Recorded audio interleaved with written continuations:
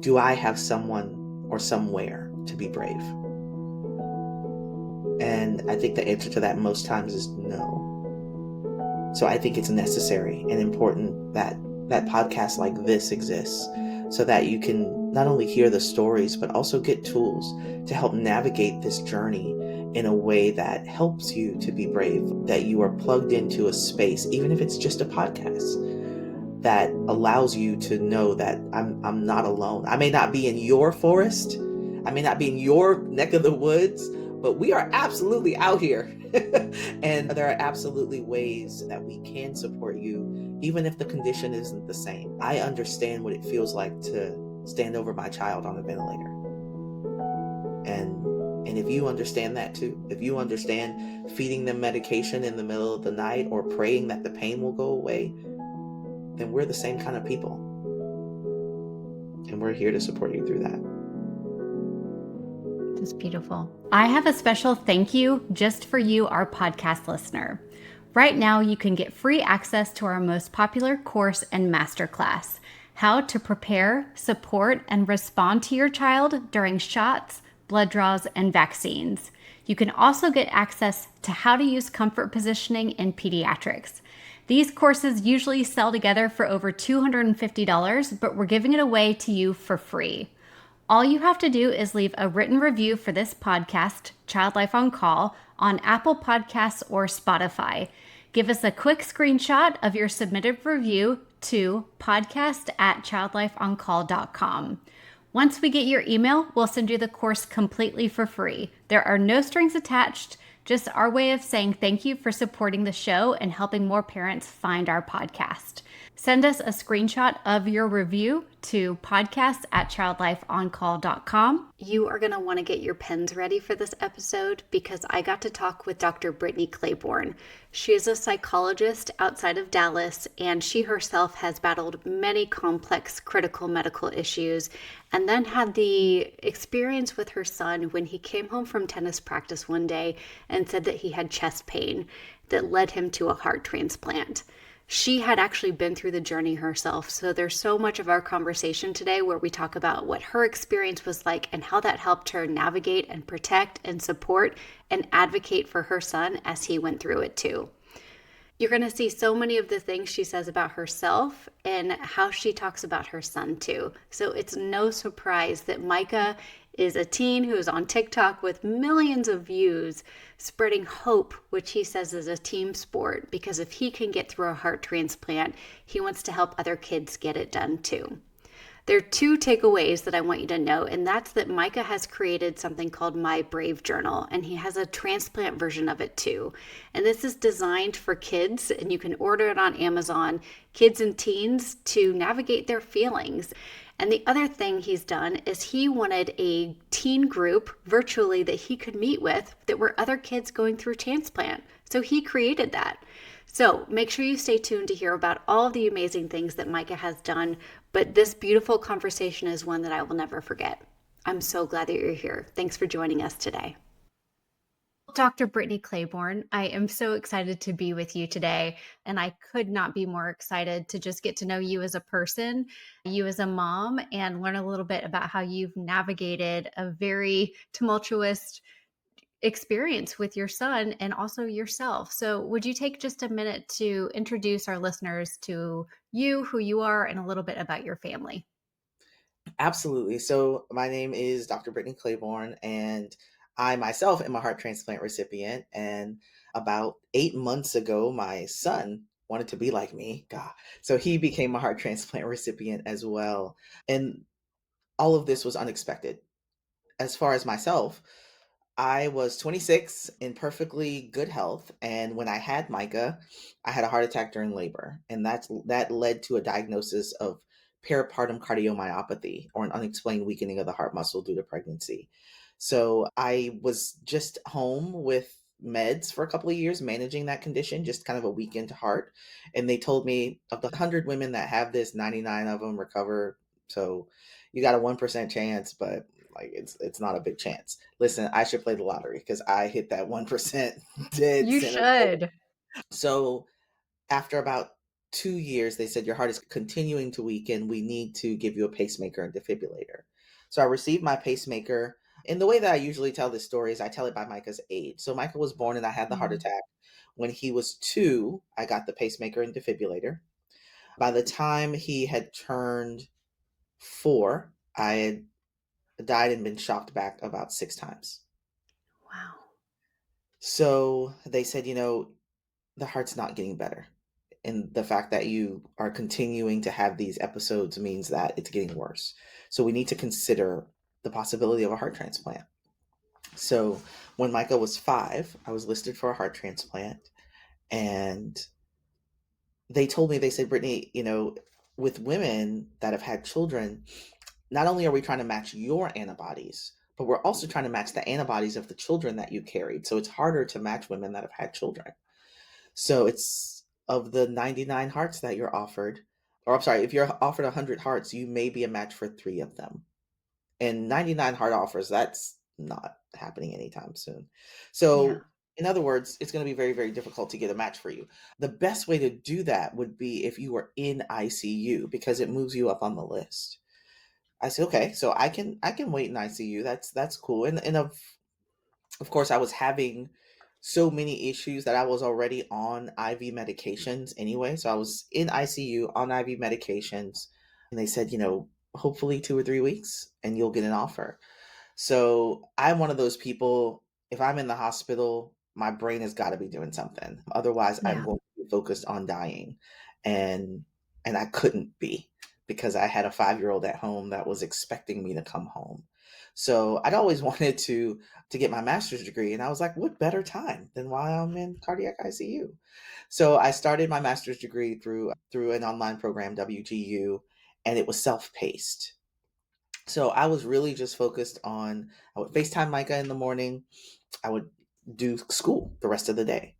And then when Yeah. he got home, I would FaceTime him. We would do his homework, all that good stuff, and then go to bed and do the same thing the next day. Well, when you do 8 hours of classes 5 days a week, it goes by pretty fast. And those 2 weeks that they told me I would be in the hospital turned into 2 months and then Wow. 4 months and then 6 months. So when I looked up, I had been in the hospital 9 months.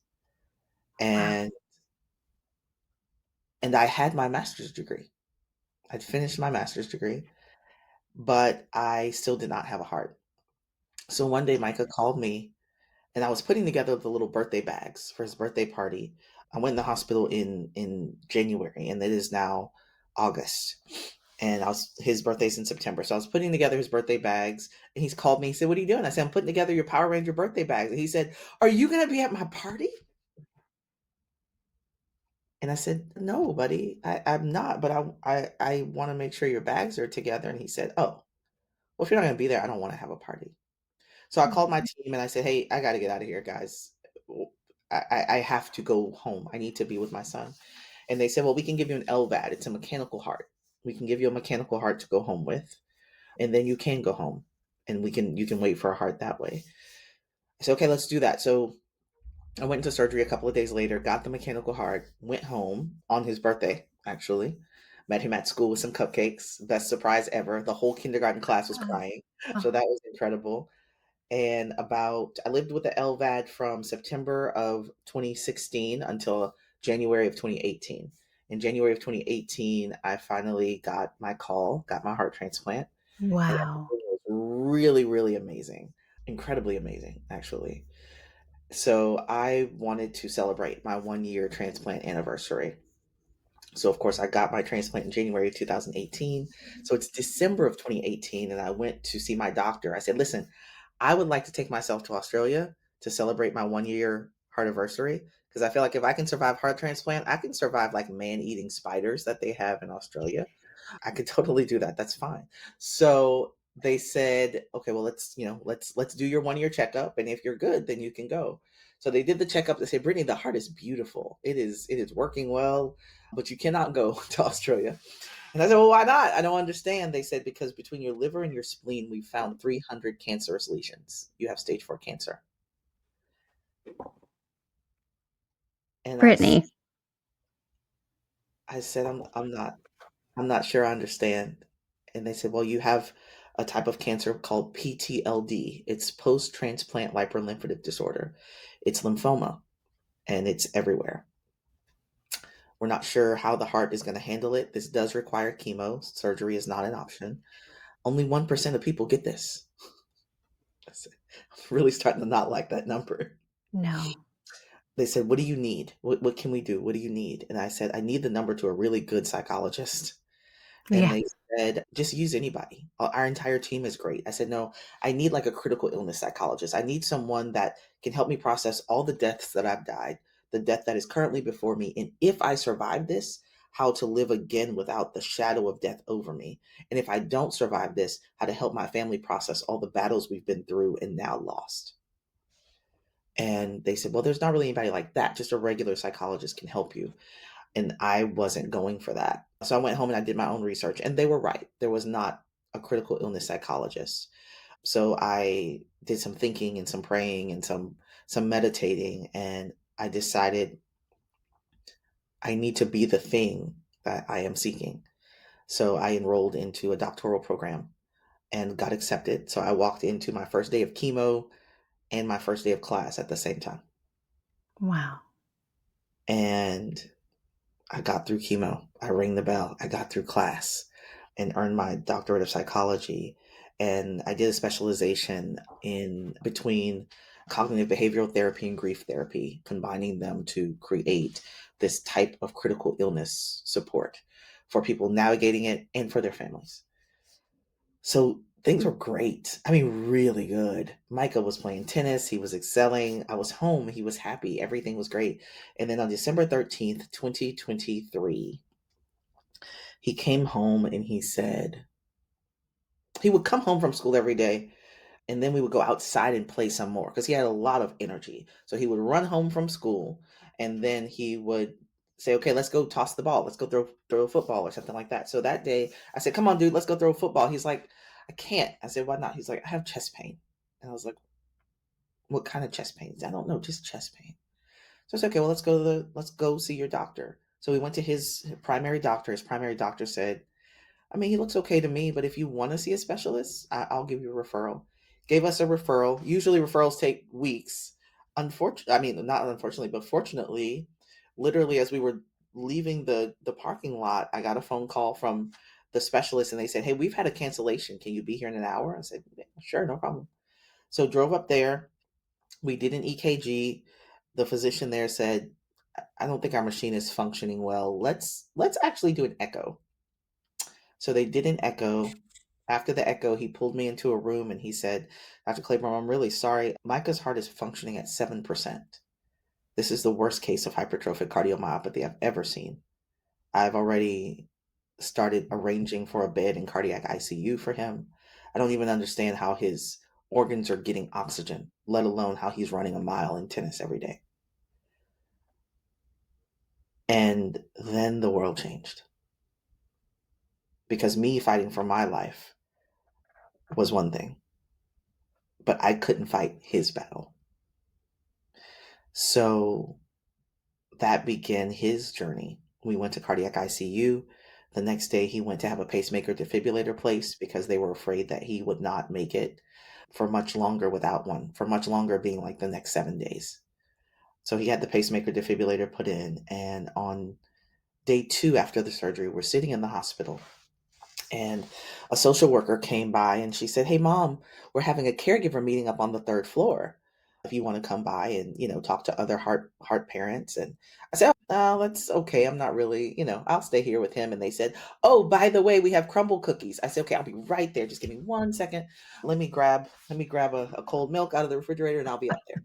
So I went to the meeting and it was a meeting and there was crumble cookies. They did not lie. That was true story. So I went back to Micah's room afterwards and he's sitting on the edge of his bed. He had, heart surgery a couple of days ago. He's sitting on the edge of his bed now. And I said, "Where you going?" And he said, "Well, I'm getting ready for my meeting." And I said, "Well, what meeting?" He said, "Well, you had a caregiver meeting. I'm the one going through it. Shouldn't I have a meeting?" And I said, "Yeah, you should. Let me find out what time your meeting is." So I asked the social worker, I said, "Hey, what time is the meeting for teenagers that are navigating this thing?" And they said, "We have one once a quarter." But other than that, there's not. I said, okay, well, is there like a virtual peer support thing that he could step into? And they said, no, there's actually not. But once a quarter, we've got him covered. So I did some other research, talked to some other friends, and they said, yeah, no, there's not anything for teenagers. So I went back to the room very defeated, actually, because this one thing that my son asked for wasn't there. And I went back and I said, hey, buddy, I'm sorry, but there's not a teen peer support community for teens that are navigating transplant. And he said, but I'm not the only one, right? And I said, no, no, you're not the only one. There's, about 800 kids between 11 and 17 every year that get transplants. And he said, and there's nothing? I said, there's nothing. He said, well, I guess we better make one. And then he started mapping out his heart and vision for transplant teens. He received his heart transplant 8 months ago, and he sits at the helm of the country's only teen peer support network for teenagers that are navigating the transplant experience.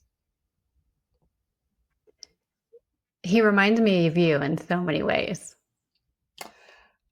As I'm telling you this story for the first time, honestly, I'm hearing that. I heard that for the Yeah. first time of I wanted that psychologist and it wasn't there, and he wanted this support network and it wasn't there. And this is the first time I'm realizing that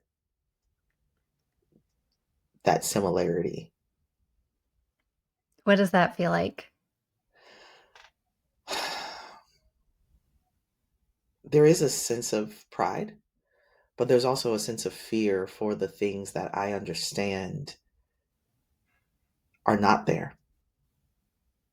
There's going to be so many things he's going to step up against that aren't going to be there. And I don't want him to Mm. feel like he has to save the whole world trying to create them, because I know that I want to save the whole world creating them. So there's a sense of pride, but there's a cautious optimism.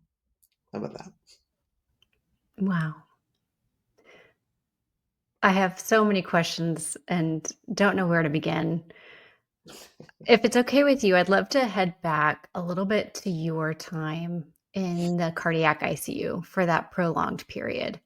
Sure. And kind of selfishly, as a child life specialist, I would get consulted all the time to support children who were going to visit their parents, whether it was for the first time or because it had been a prolonged absence, they hadn't been able to see them. Did Micah get to come visit you while you were there? And what was that like for him as a 5-year-old if he did? He got to come up the back stairs on Sunday for 30 minutes. Okay. And in that time, he he initially he was kind of scared because there was stuff. I had catheters coming out of my neck and wires and things beeping and so on and so forth. But then when we got about a month and a half in, every time he came, he just wanted to touch me. He just wanted contact. He wanted to sit on my lap. He wanted to hold my face. He wanted to touch me and be close. He would often come and just sit in the bed with me and fall asleep, because there were months that he couldn't do that. It was for me, it was the thing that got me to the next week, honestly. It Yeah, was the thing that got me to the next week, because I can't tell you that without knowing that he was at home waiting, I would have fought that hard. And that makes sense. I think that knowing that I could not leave him at the door waiting made me made me fight, made me stay present, made me focus on what do I need to do, not just to get back home, but to get back home healed and whole. And then furthermore, what do I need to do to get other mothers and fathers back home, not just physically, but because that was the other thing, being home physically and being home emotionally, mentally, spiritually, those are very different things. There's so many of us that our bodies are at home, but our hearts, minds, and spirits are at the hospital because we are so hyper focused on keeping our bodies alive that that's where Right. we live most of the time. So even what I was doing then and what I do now is really, really focused on making sure that children aren't left standing at the door waiting for their loved one to come home wholly, fully, completely, as opposed to coming home in bits and pieces. What are some of the ways you do that? And, as a child life specialist, some of the things I heard you say, especially while you were physically separated, were kind of these FaceTime calls in the morning, Mhm. FaceTime calls for homework, this Sunday ritual of coming up the back staircase to see. And although not being able to be together 100% of the time, these became probably kind of ritualistic for you to look forward to and also for Micah. Yes. Absolutely. So it was those things. It was I think just exactly what you would do at home. Like, you have your nighttime routine, you have your this, your that. It was creating routines. Unfortunately, the routines had to be around that schedule, but it was creating routines. Routines make kids and make us as humans feel safe. It's knowing what to expect. And because the world was so unexpected in that time for us because it was so unpredictable. Being able to predict those small moments of, I know mom's going to call at 8. I know Micah's going to call at 4. I know I'm going to see him on Sunday at this time. It got you to the next moment. And I think in building those types of necessary checkpoints Ah, into the day and into the healing is absolutely positively one of the best things we can do when navigating the illness spectrum, is building those little checkpoints into the day, into the week, into all the things, so that not only I have something to look forward to, but I have something to hang on to as well. mm, It's kind of like, I think of it kind of like the monkey bars. You don't let go of one until you know that the next one is close enough to grab, right? yeah. So knowing that this is getting hard, but I'm going to get a phone call in 10 minutes. And I got to be here for my phone call. I've got to be here for that Sunday visit. I've got to be here for that next thing.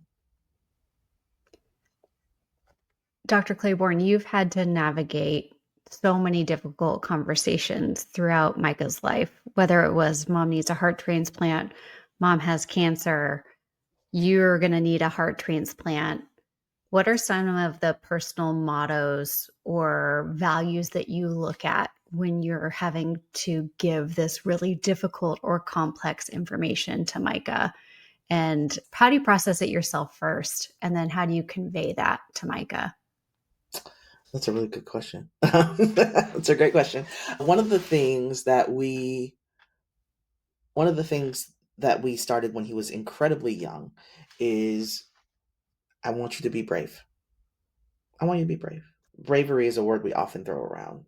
And in this world of boys don't cry, I felt like I needed to define that for him because it wasn't boys don't cry.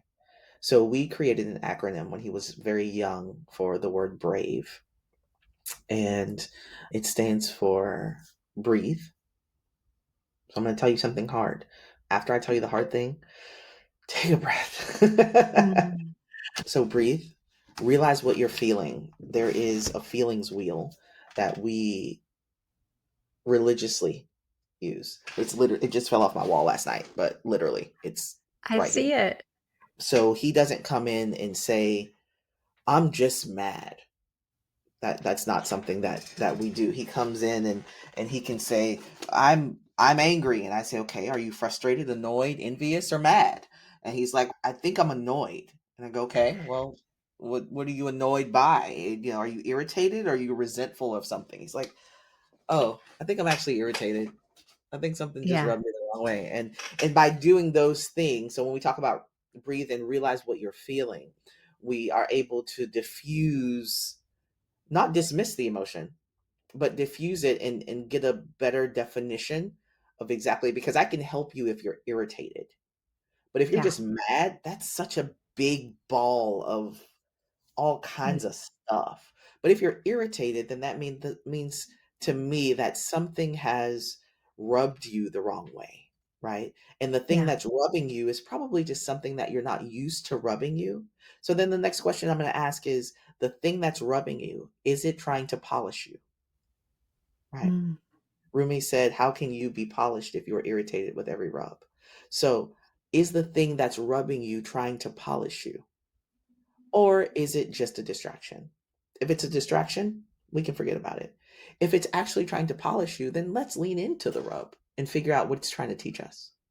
So, back on track. Breathe. Realize what you're feeling. Accept the feeling. You're human. It's okay that you're irritated. Totally fine. That's okay. You don't have to put it away. You don't have to hide it. You don't have to get mad because you're irritated. That's totally cool. So breathe, realize what you're feeling, accept the feeling, vent to someone that you trust, or be vulnerable, either one of those words. Sit down with mom or dad or grandma or whoever and say, this is what I'm feeling, and hopefully that person is equipped to ask you some questions or lead you through that emotion. Why are you feeling that way? What made you feel that way? Can we keep you from feeling that way? So on and so forth. And then lastly, E is elevate above it. Realize that there is life after this emotion, and we're not going to make decisions based on this emotion that's going to alter how we do life after it. Wow. I have So such complex feelings about the word brave, and you just made it so simply wonderful for me. So oh, thank thank you, you. sir. That should be the definition of brave in the dictionary. I Wow. just love that. Thank you. Thank you. Thank you for that.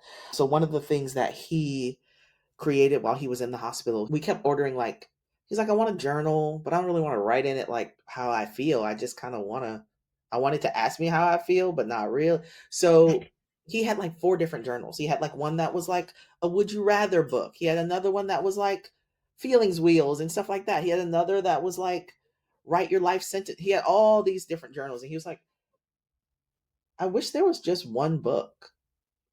So that's another thing we did in the hospital is we sat down and we figured out, what are your favorite things about all of these different things, and we put together the Brave Journal. So he wrote the Brave Journal. It's available on Amazon, and then he made a Brave Transplant version that educates about the transplant process as well. So being brave is how we navigated this.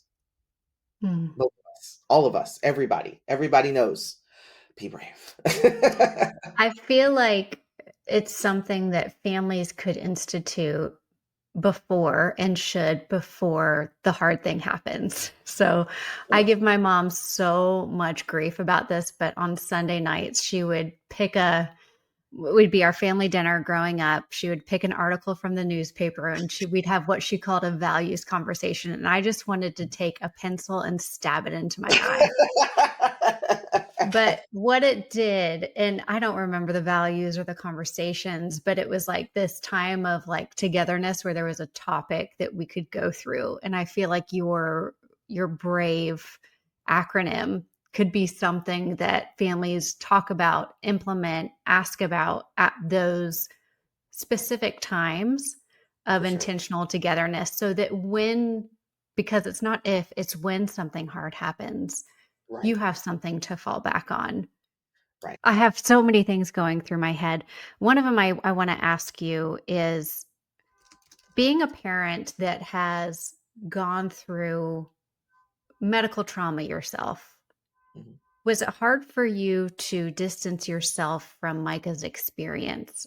Or did you find it coming back to you? And how did you navigate those feelings when you see your son in the cardiac ICU and you had just been there a decade earlier? He actually helped me to navigate those, because in any interview that he gave, they would say, Micah, you're being so brave. How are you being so brave? He's like, oh, well, my mom already conquered this. So, like a She's Tuesday. literally, yeah. Yeah, Tuesday. yeah, Understand? So for him, it did two things. Number one, it reminded me, oh, yeah, we did do this already. And number two, it reminded me that he saw me do it, right?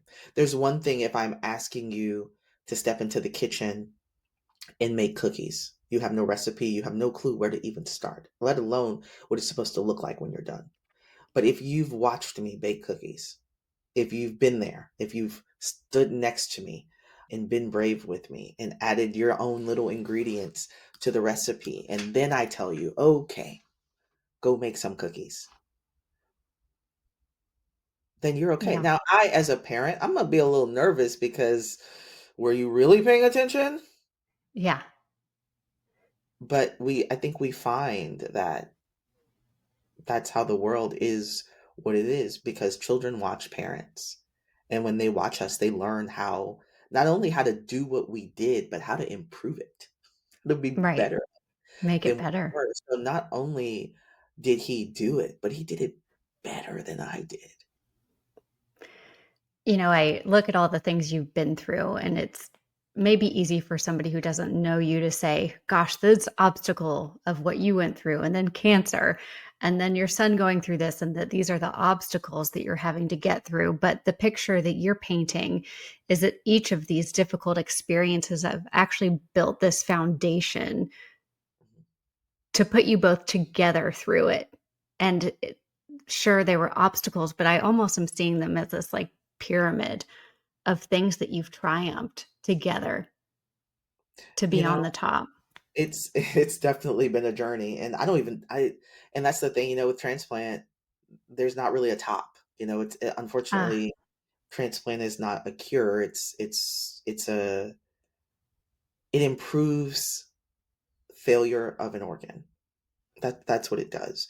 But there's mm, daily meds, there's ups and downs, there's hospitalizations, there's unsureties, there's all kinds of things that happen, and those get navigated as they come, right? There's cancer that pops up. There's all kinds of things that get navigated as they come. And even, and I didn't mention this, but one of the things, Micah had a fantastic doctor. One of his doctors said, the fact that he has this and you have this heart thing, that's incredibly rare. So can that we 1%. please, yeah, can we please, like, would you mind if we do a genetic test? And I said, yeah, sure. You testing to see if he's my kid? He's my kid for sure. Mm, They said, yeah, we just want to see if there's anything there. So they tested us, and it winds up that we have a condition called Danon's disease. And Danon's disease is an X-linked chromosomal disorder, and it can be very mild to very severe. Severe, you can really kind of see it off the bat at birth. Milder, it manifests later in life, and one of the key primary indicators or factors in Danon's disease is the weakened muscles or muscle damage, mainly the heart muscle. For females, because it's X linked, it shows up for us later in life because our first X chromosome covers it for a while. So when we get in like our 30s, 40s, then the heart trouble starts. For males, because they only have one X, most males with Danon's disease, if they are undiagnosed, actually experience usually sudden cardiac death in their teens because it's so undiagnosed. So it it also opened up this other thing that we had uh, no idea about. And when I say rare, like I think there's less than 400 families worldwide that have been identified with it worldwide. So that's incredibly rare. They're still doing a lot of research. And the the, the thing about it is the way that I usually explain it. They say, "What was it like to go through this and then have your child go through this?" I say, it when I was going through it, I felt like imagine somebody just dropped you from a plane in the middle of a jungle. It's at night. Like it's not even daytime. It's night. And you've got to figure out how to navigate this thing, get yourself safe, keep yourself safe, so on and so forth. But you spend enough time in that jungle, for me, 5 years, right? Then not only do you know the jungle, but you've made a path. You know the dangers, you know the pitfalls, you know what time the scary animals come out. You've made a home in a clearing somewhere. You've probably found a way to light a path. So when they drop your kid in the middle of this jungle, yeah. I can go, hey, listen, you're okay. Mommy's got you. Let me lead you home. It may not be the home that we are used to, but it's a home that I've made here that I know very, very well. I can tell you where the pitfalls are. So before the hard things, I would go to him and I would say, hey, listen, this procedure is going to be terrible. Yeah. It is going to hurt. I need you to tell me when you need pain medicine. I need you to tell me when you don't want to walk or when you don't want to move or when you, but I need you to know that it hurts. Mm. I know that it's hard. I know that there's a lion over there and I know what it takes to beat him, but I also know that when he sinks his claws into you, it's going to make you want to quit. And I'm telling you, don't quit. Yeah. It will not take you out. It just hurts. And if you can get through that, that lion will never mess with you again. You will have conquered that lion. You'll have conquered that thing. So the reason not only that, Micah leans so much in the transplant teens, but also for me, podcasts like this and building a space for parents is important is I understand that I am at an advantage because my child has been dropped in the middle of this jungle and I've built a kingdom here. I know this jungle incredibly well. So I've got a lit path. I can tell him what to do, where to do. Oh, fish over there, don't fish over there. He will never go Yeah. hungry. He will never be blind because I know this path. But I Yeah. understand most families, the entire family gets dropped in the middle of this jungle in the dark.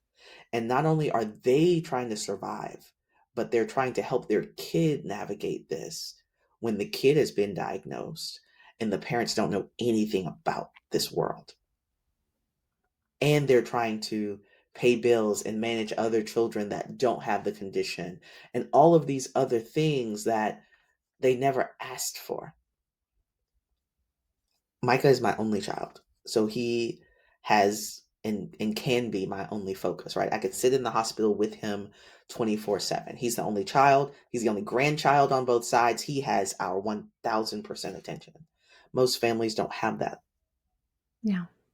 They have to go home, they have to go to work. Somebody's got to there's two or three other kids, right? So I understand that what I have is so unique and so special. So I'm not going to say, well, this is how I did it, this is how you should do it. I'm going to say this is how I did it, and I'm trying really, really hard to draw a map so that when you do it, you've got some support in the process. I may not be able to walk the jungle with you, but if you can look at a tree and say, "Oh, Brittany drew a map here. This is great. Okay, I probably shouldn't go left. There's a big scary face there. I'm gonna actually go right." It's a game, it's a game changer to get you where you need to be. I hope And it's because of parents like you who share on this podcast that it's possible now. And it hasn't been this way before. You didn't get to navigate all of this listening to other people who had gone through what you went through at 26 while giving birth. And I have to get to my last question, which makes me so sad because I want to stay and talk with you forever. I have to have you back. But tell me some of your favorite parts about being Micah's mom. mm. What do you love about it? Oh man, I love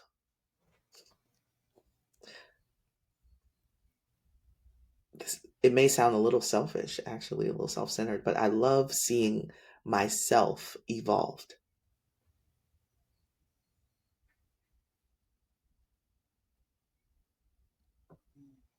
That does not sound selfish at all.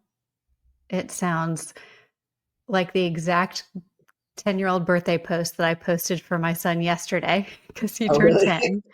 That's And what awesome. I said, and maybe we're both that way, but I said, I'm the me I am today because of who he is and his existence. And I Absolutely. didn't get to be this person without him.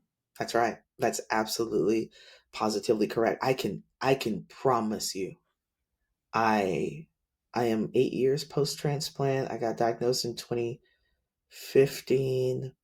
When they told me I needed a heart transplant, I would be like, "No, I'm good. Just let me go." The date on my tombstone would have been 10 years ago had it not been for him. And even if not physically, emotionally and mentally. Yeah.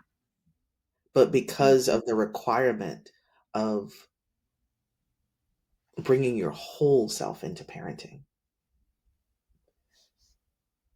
not only, yes, I drug my body along, but he actually was the heart and soul that was pulling my mental and physical and emotional self forward.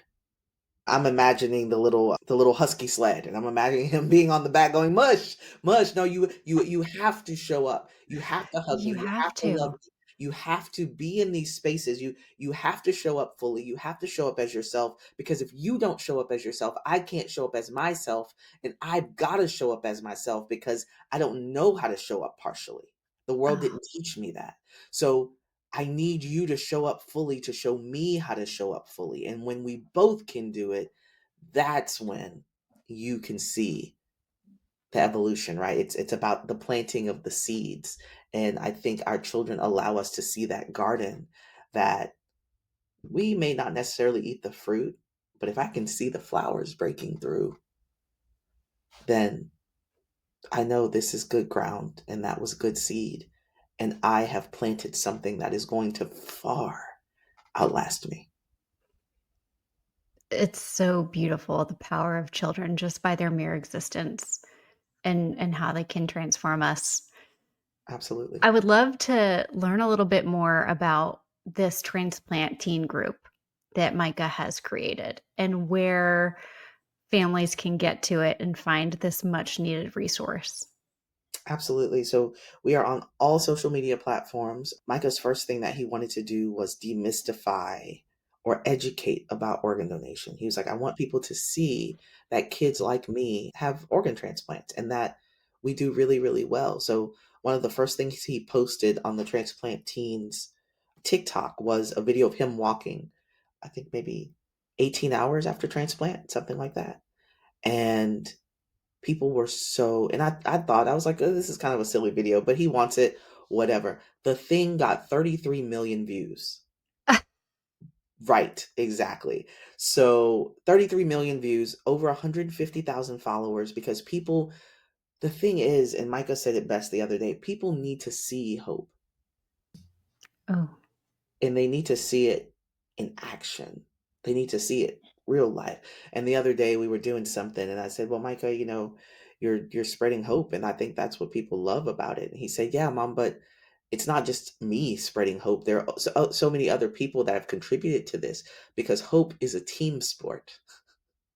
oh my gosh, he's so And he wise. said, "It's what?" Yeah. He said, Wow. hope is a team sport." So of course we're getting t-shirts printed. It's a whole thing. But Sign me up. yeah. Okay. I hope that you signed up. I I hope need that the you Micah-ism. signed up, Micah-ism. But yeah, that's the thing. I love that he sees his place in the world as a citizen of the world. He sees, if I am better, he sees it as, if I can help humanity be better, then I am better too. As Mm. opposed to the other way around, which most people go, when I get better, then I'll help heal other people. He sees it as, if I can help heal others, then I'm good too. Oh, the secret sauce of life is to give because then you And I, just get and I and and I think they know that. I think they innately know that, but I think they lose that at some point, just getting mixed up in the societal minutia of all the things. But I think children innately know that if I uh-huh. give, it feels good, right? It automatically feels good to Yeah. give. And I think they know, if I do that and if I do it authentically, then that's what I'm here to do. What are his TikTok channels and where can people sign Yeah. up for the group? So Transplant Teens, absolutely. So Transplant Teens is a free peer support community for, we do 7th through 12th grade. So age doesn't really matter. If you're in 7th through 12th grade and you're navigating transplant, whether it's for yourself or if you're in the household with someone that's navigating transplant, we didn't want to exclude a Oh, sibling, or yeah. like, you're like me, a parent that had a transplant, your kids are transplant teens as well, even if they didn't have a transplant. So our handle is at Transplant TZ, and that's on Instagram, Facebook, YouTube, and TikTok. And then the website is the same, transplanttz.org. If you are not or don't have a transplant team, but you want to refer one, you can refer one. We will reach out to the parents. Our tagline is space to heal, the power to thrive, and then preparation to launch. I love it. Well, you and Micah are both amazing examples of that. Thank you for all of the gifts that you've given us today and these beautiful analogies and the BRAVE acronym that I'm going to write down and put all over my house because I'm obsessed. I think the question that we as parents with a child that's navigating a critical illness should ask is, do I have someone or somewhere to be brave?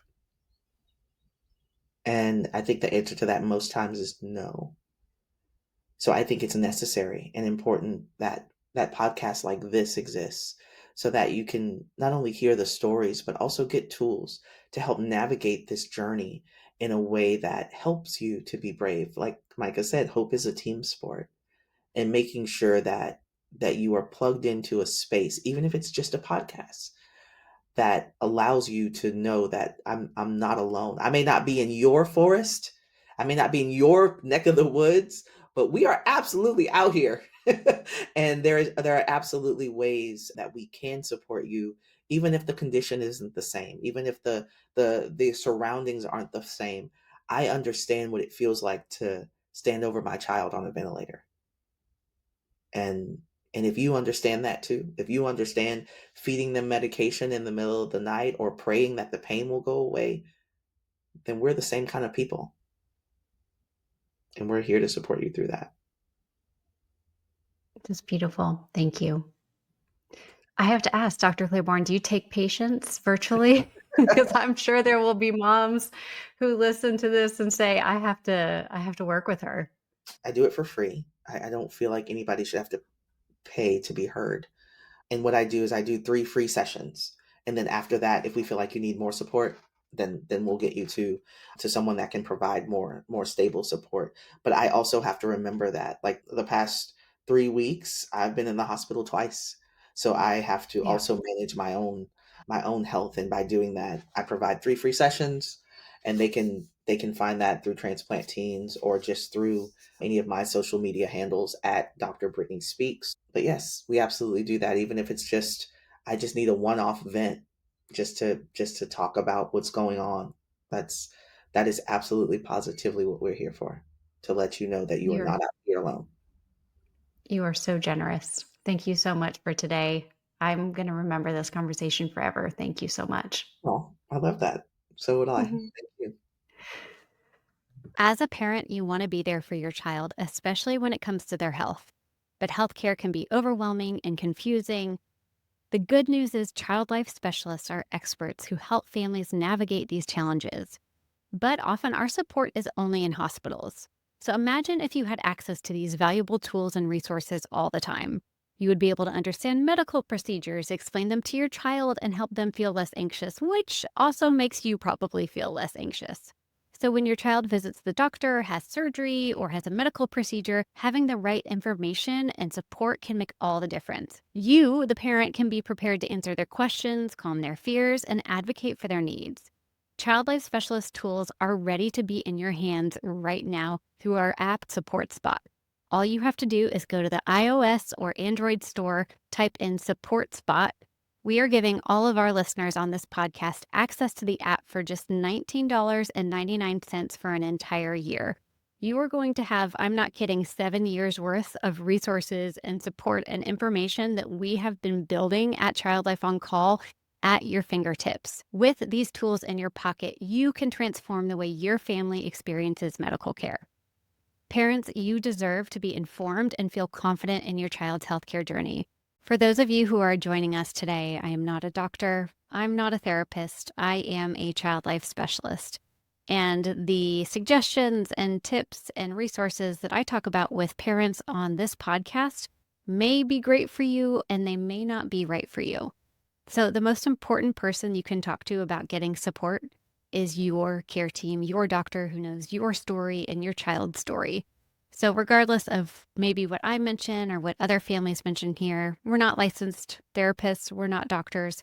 We're having a conversation about what the parenting journey has been like. So please keep that in mind as you listen today.